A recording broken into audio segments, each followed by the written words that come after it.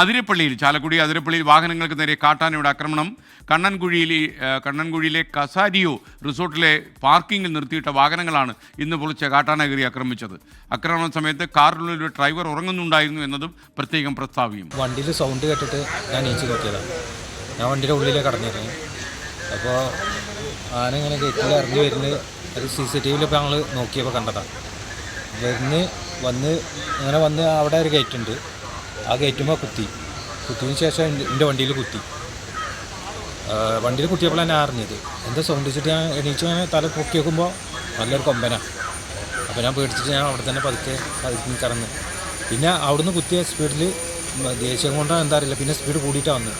നേരെ പോയിട്ട് ആ വണ്ടിയിൽ പോയി ഇടിച്ച് ആ വണ്ടി പോയി കുറച്ച് ഇറക്കി. പക്ഷേ ആ വണ്ടിയിൽ ആളില്ലാത്തതുകൊണ്ട് ഒരു രക്ഷപ്പെട്ടു.